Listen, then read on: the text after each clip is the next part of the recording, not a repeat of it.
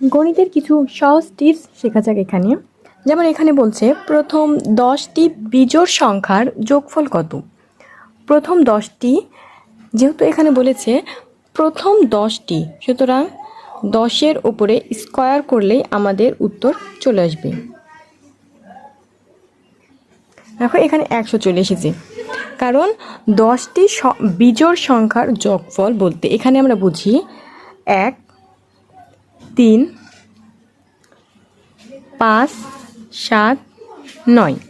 স্বাভাবিকত আমি লিখলাম প্রথম 5টি বিজোড় সংখ্যা লিখলাম। এখানে যদি আমরা বলি যে একটি বিজোড় সংখ্যার যোগফল, তাহলে এখানে 1 লিখলে 1-এর তো 1ই হবে। কিন্তু এখানে যদি বলি যে 2টি বিজোড় সংখ্যার যোগফল কত, তাহলে 1 আর 3, 1 আর 3-এ কত হয়? 1 আর 3-এ হবে আমাদের 4। আবার যদি এই 2কে বর্গ করা হয়, যেহেতু আমরা সংখ্যা 2টি বলেছি, 2কে যদি বর্গ করা হয় তাহলেও কিন্তু 4ই আসে। আবার দেখা যায় যে যদি 3টি সংখ্যার কথা বলে, তাহলে 1, 3, 5, এই 3টাকে যোগ করলে হবে 9। আবার এইদিকে যেহেতু 3টি সংখ্যা বলা হয়েছে, 3টি সংখ্যার স্কয়ার করলেও কিন্তু 9ই উত্তর আসে।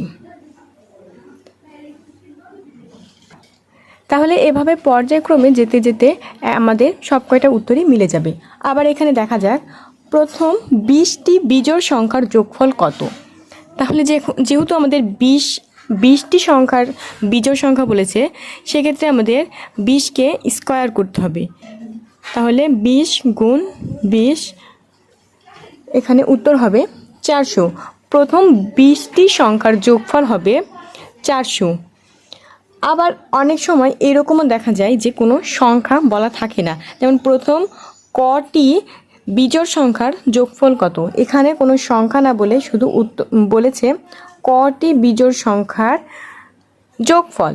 সেক্ষেত্রে আমরা এভাবে এই নিয়মগুলো আমরা যেভাবে করেছি, যে সংখ্যা যত সংখ্যা বলেছে সে সংখ্যার উপরে স্কয়ার, এখানেও আমরা সেই সংখ্যার উপরেই স্কয়ার দেব। সুতরাং উত্তর হবে ক স্কয়ার।